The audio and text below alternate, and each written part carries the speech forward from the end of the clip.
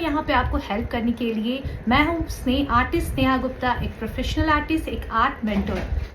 तो बहुत ही बेसिक चीज़ से मैं बात कर लेती हूँ, स्पेशली अगर आप एक बिगनर हो या फिर आर्ट को एक एज अ प्रोफेशन लेना चाहते हो या फिर आर्ट को एज एन हॉबी रखना चाहते हो, तो बहुत सारे कंफ्यूजन होते हैं कि पेपर कौन से लेना चाहिए, पेंसिल किस ब्रांड का होना चाहिए, इरेजर कौन सा यूज़ करना चाहिए, जो होता है या ब्लेंडिंग टूल्स जो होते हैं वो कौन से यूज़ करने चाहिए, ड्राइंग को किस तरीके से एकदम प्रोफेशनल टच दे सकते हैं। ठीक है, तो आज का जो वीडियो है उसी चीज़ के लिए है। हम बात करेंगे बेसिक टूल के बारे में जो आपको चाहिए as an beginner and as well as अगर आप इस फील्ड में प्रोफेशनली आगे बढ़ना चाहते हो तो किस चीज़ को फॉलो करके आप बिल्कुल प्रोफेशनल वीडियो बना सकते हो, प्रोफेशनल कंटेंट बना सकते हो और अपनी आर्ट जर्नी को भी बहुत बहुत बहुत ईजी बना सकते हो। अगर मैं ब्रांड के बारे में बात करूं तो आर्ट लाइन की पेंसिल बेस्ट होती है।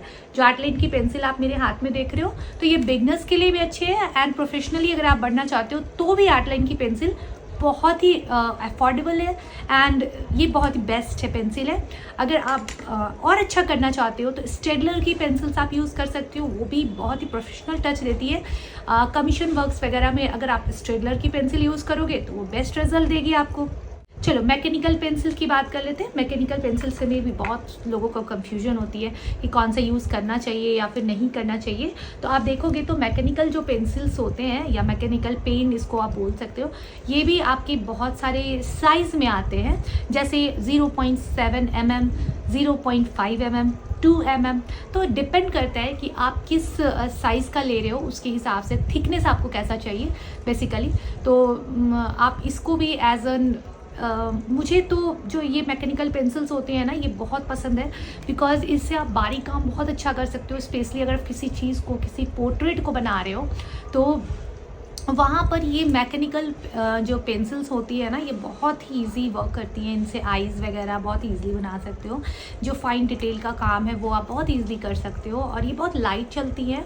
डार्क वाले भी मिलते हैं बट ये बहुत नॉर्मली अगर आप लेते हो इसे तो ये बहुत लाइट चलती हैं। तो आप इससे आपको बहुत मेहनत नहीं करना पड़ेगा इरेज करने के लिए। वो आती है चारकोल पेंसिल्स की। ठीक है, चारकोल जो वर्क है ना आजकल मार्केट में बहुत ज़्यादा ट्रेंड में है, बहुत ज़्यादा लोगों को पसंद आ रहा है एंड स्पेशली अगर डार्क एरियाज पे अगर हम वर्क करते हैं, जैसे कोई पोर्ट्रेट बनाया है एंड बैकग्राउंड काफ़ी डार्क है या फिर ड्रेस जो है वो काफ़ी ब्लैक है, तो वहाँ पर अगर आप चारकोल पेंसिल का यूज़ करते हो तो चारकोल में ना शाइन नहीं होता है। जैसे पेंसिल में अगर हम पेंसिल शेडिंग करते हैं तो आप साइड से देखोगे तो शाइन आ जाता है पेंसिल में, लेकिन चारकोल में आपको ये एक बेनिफिट मिल जाता है कि उसमें शाइन नहीं होता है, वो कम्प्लीटली ब्लैक होता है और बहुत ही ईजिली आप चारकोल पेंसिल से डार्क चीज़ों को, डार्क प्लेसेस को ऑप्ट कर सकते हो। ठीक है, अब चारकोल पेंसिल आप कैमल का यूज़ कर सकते हो, सॉफ्ट, नॉर्मल, हार्ड, इस तरीके के चारकोल पेंसिल्स आते हैं।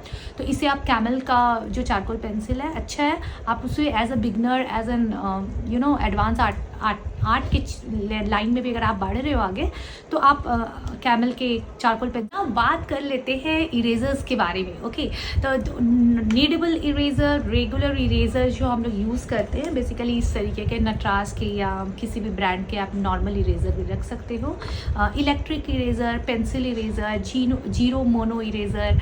ये अगर आप बिगनर हो तो एक नॉर्मल इरेजर को भी यूज़ कर सकते हो, एक नीडेबल इरेजर तो ज़रूर ही रखना। मोनो इरेज़र अगर आप देखोगे तो ये ज़ीरो मोनो इरेज़र जो है ये थोड़ा सा कॉस्टली आता है। मैं तो नहीं सजेस्ट करूँगी फॉर द बिगनर्स के लिए अगर आप सीख रहे हो तो, लेकिन हाँ अगर आप कमीशन वर्क वगैरह करते हो तो आपको रखना चाहिए इसे हाईलाइट वगैरह देने में या फिर जो एरिया बहुत ही आपको डिटेल वर्क करने में, जैसे कपड़े में जो डिटेलिंग वगैरह का काम होता है जहाँ पे हाईलाइट है तो वहाँ पे भी ज़ीरो मोनो इरेज़र बहुत ही बेनिफिशियल होता है। इसके साथ साथ आप इलेक्ट्रिक इरेज़र का भी यूज़ कर सकते हो।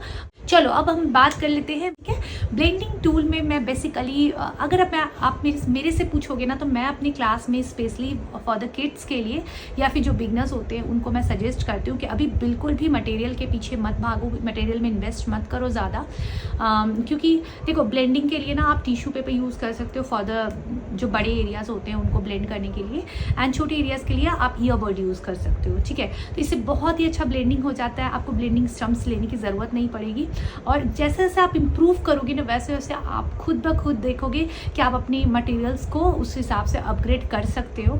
ब्लेंडिंग स्टम्प्स में आपको इस तरीके के स्टम्प्स मिल जाते हैं, ये पेपर के बने होते हैं एंड ये अलग अलग साइज़ में होते हैं, तो आप अपने हिसाब से इसको यूज़ कर सकते हो ब्लेंडिंग करने के लिए। साथ ही साथ जो ब्लेंडिंग के लिए मैं और भी चीज़ें बता देती हूँ आपको। ब्लेंडिंग के लिए इस तरीके के जो ब्रशेज़ मिलते हैं मार्केट में, नॉर्मल मेकअप ब्रशेज़ होते हैं या फिर स्पेशली आर्ट के लिए भी ब्रशेज़ आते हैं, वो आप अमेज़ॉन से ईज़िली परचेज़ कर सकते हो।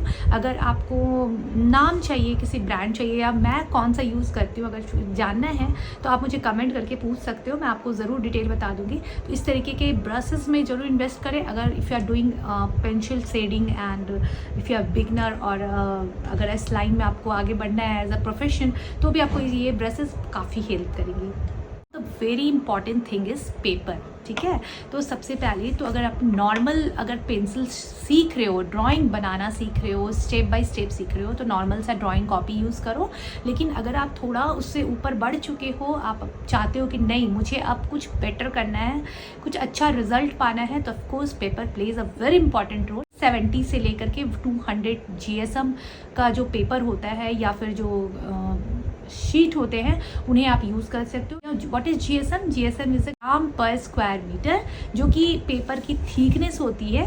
तो अगर आपको थिक पेपर चाहिए होता है, जैसे नॉर्मल जो हमारे पास ड्राइंग कॉपी होते हैं ना, उनकी जो थिकनेस होती है ना पेपर की, वो बहुत कम होती है, लगभग 100 या फिर 100 से भी कम होती है, वो काफ़ी थिन होती है पेपर। तो उस पेपर्स में ना तित भी बने नहीं होता। तित क्या होता है? जो पेपर का रूखापन होता है ना, ड्राई जो रफ पेपर होते हैं, वो तित होते हैं पेपर के।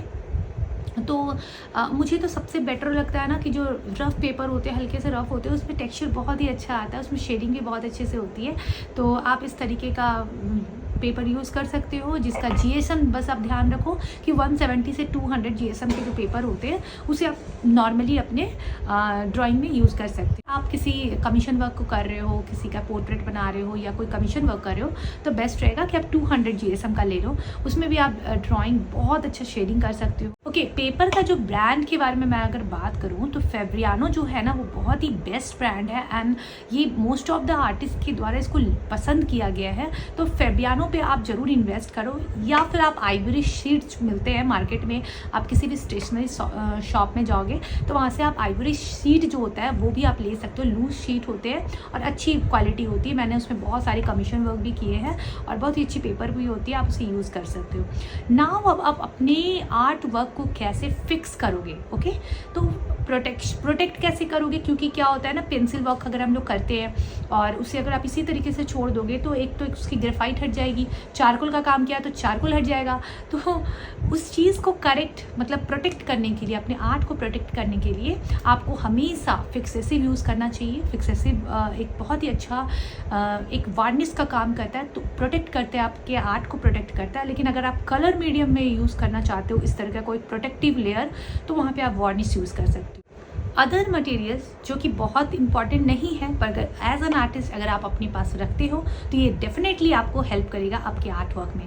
जैसे मास्किंग टेप हो गया, पेपर क्लिप्स, ये सारी चीज़ें भी छोटी छोटी चीज़ें हैं, लेकिन सैंड पेपर, ये सब चीज़ें भी अगर आप रखते हो तो ये काफ़ी ज़्यादा आपको हेल्प करेंगी।